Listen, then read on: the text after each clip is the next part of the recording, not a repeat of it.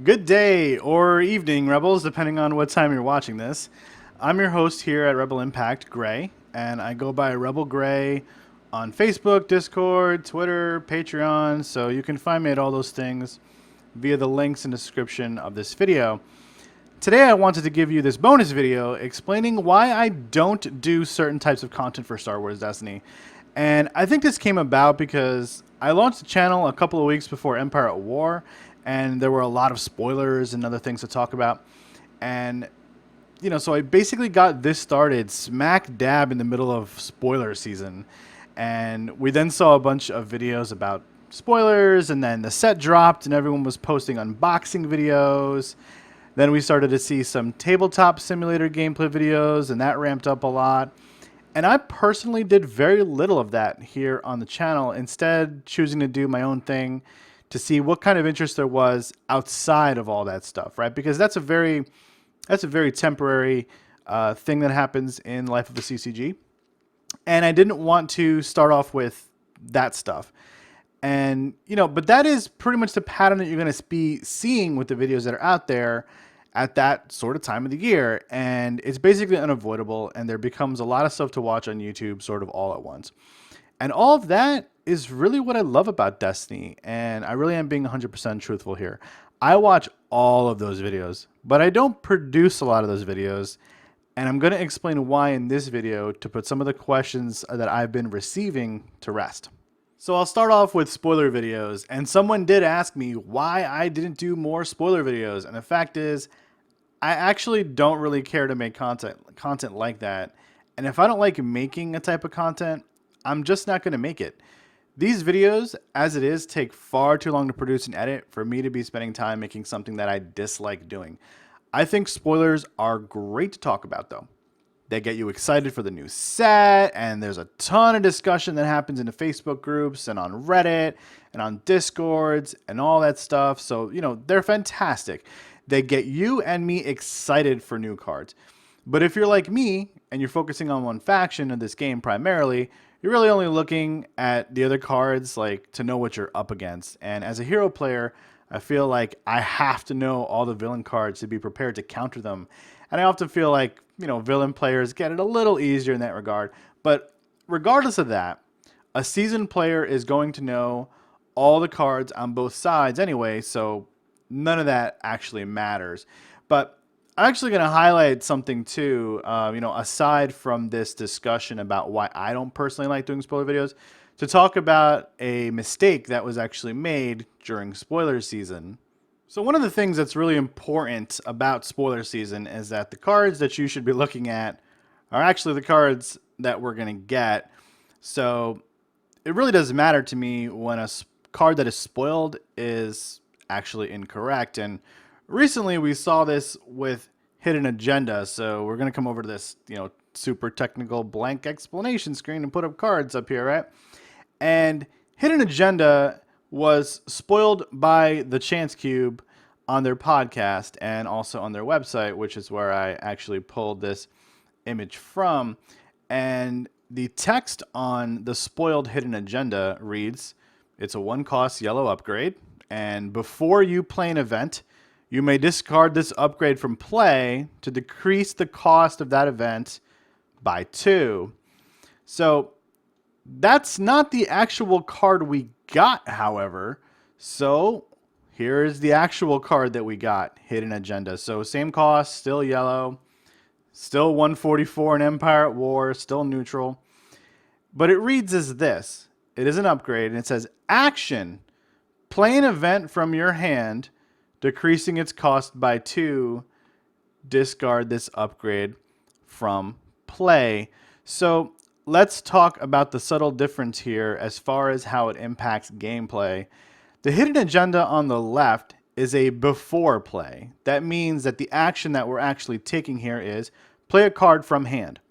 And then by following the text before you play it, if it's an event, reduce its cost by 2.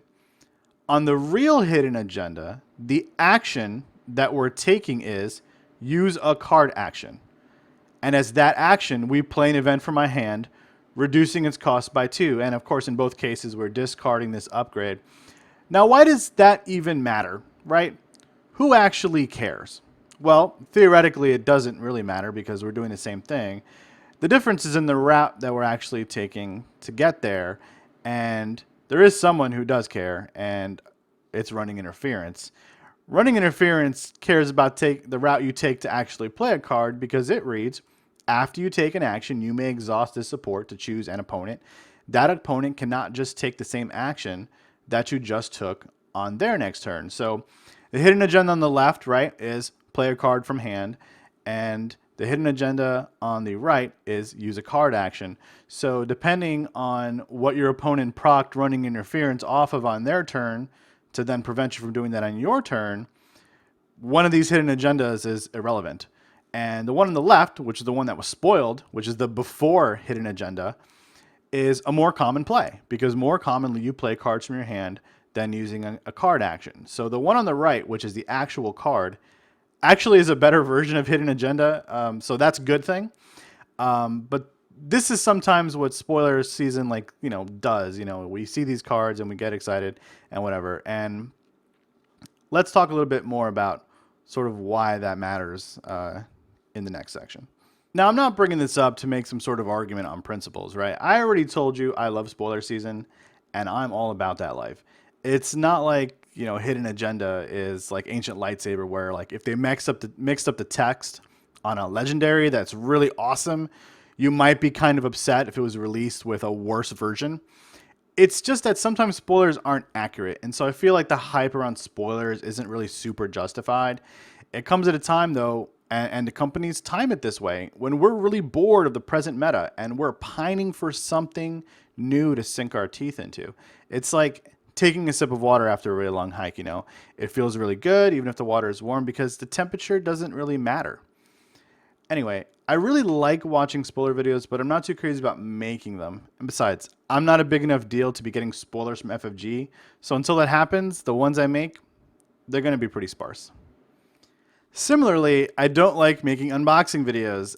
I used to love watching these, and I catch a few here and there because they're great to just have on in the background or even on a second screen, but I don't find that they have a lot of value for Star Wars Destiny right now.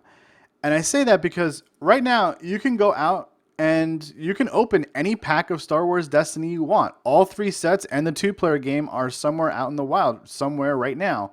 Whether that's your local game store or Target or eBay or what have you. So I don't see unboxing as very much, fun, I guess, right now. Now, when those sets go out of print and the value of something like Darth Vader Sith Lord hits like $100, it's going to be amazing to see that pulled from a pack because of the perceived value and the rarity of that card at that given time. And that is the sort of thing that makes unboxing videos appeal to me personally. And it is what also fuels the subs and views on certain Magic the Gathering channels that exclusively open really old packs of cards.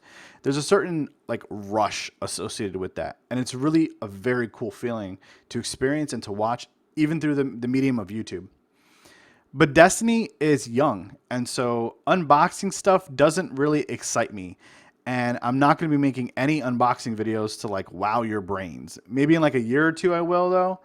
And when I can reconsider this stance for the reasons that I stated earlier, like when cards become much rarer and are actually worth saying wow, that's an amazing card. You pulled a Poe Dameron and that's worth $200 now.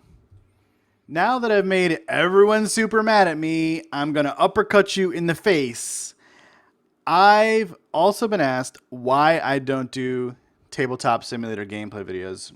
Okay, so one thing you should know about me is I'm an avid board gamer. I will play pretty much anything once, even deck builders, which I generally tend to despise. But that said, I've been using Tabletop Simulator for years to play these board games twice a week or more. And I do some deck testing there for Star Wars Destiny, although not much lately because of all the things that have been going on in real life. The fact is, though, everybody does TTS gameplay. Tiny Grimes does it. Jay and Chris from Double Blanks both do it, and I'm sure many others. So it's not like that stuff isn't already out there to watch. In fact, once again, I watch a ton of those videos because they're great for when I'm eating lunch at my desk. I can close my door, turn the sound up, chomp away on my food while I'm watching a match. It's a great way to kill some time. But I hate the presentation. I'm a therapist, right? So I like face-to-face interaction to a high degree. I'd just rather play you with my cards and my dice that I spent money on than over the internet. Don't get me wrong. It's a way to get quick matches, to test some new decks, and play people across the world that you'd otherwise never get to play. So it has a lot of merits, but the presentation doesn't do it for me. I find the colors to be very bland, and the game is more to me than just a physics engine. That said, I think that Ice Cobra, who's the mod maker for TTS Star Wars Destiny, has done a superb job getting the mod back on its feet with For Empire at War. And I think that you should go over to his Patreon right now and donate to him, because the dude deserves it for the hard work that he has done to keep this game alive when you couldn't get your hands on physical product. In fact, I think FFG owes him a nice fat check for that exact reason. Anyway, I think the TTS gameplay thing is something that a lot of people do, as I said, and it's not my cup of tea, and I don't want to just like record some matches with randos to put up on my channel. It's not the purpose of this channel, so I'm not going to make those sorts of video, at least not in Moss, and definitely not anytime soon. Okay, well, there's why I don't do certain types of content for Star Wars Destiny. The channel has a certain identity, and while that is expanding bit by bit, I don't just want to walk into the same territory that everyone else is doing. I want to keep the discussion squarely on tactical stuff, analyses of cards and archetypes, and bring an experience that is unique to the content creators out there, or as close to it as I can get, I suppose. Because nothing's going to be truly unique, but there are some things that are blatantly copycat, and I'm just not about that. So if I've offended you, then you probably heard my words incorrectly, so I can't really apologize for that. I just want you to know that I love watching all different kinds of content. I just don't want to make it. And I think that the people who are subscribed and are looking for the sort of content that I do here, you should know that that's going to continue. And you're getting a guarantee from me right here, right now on that. So once again, everybody, thank you for stopping by and listening to my musings. Stay tuned to the channel over the next few days while I get another couple of videos ready for this week. We're going to have a look at mulligan statistics and take a deeper dive into the control archetype this week as well, assuming I can get the videos, scripts ready and those episodes really polished for release. So look forward to that. And until next time, may the Force be with you.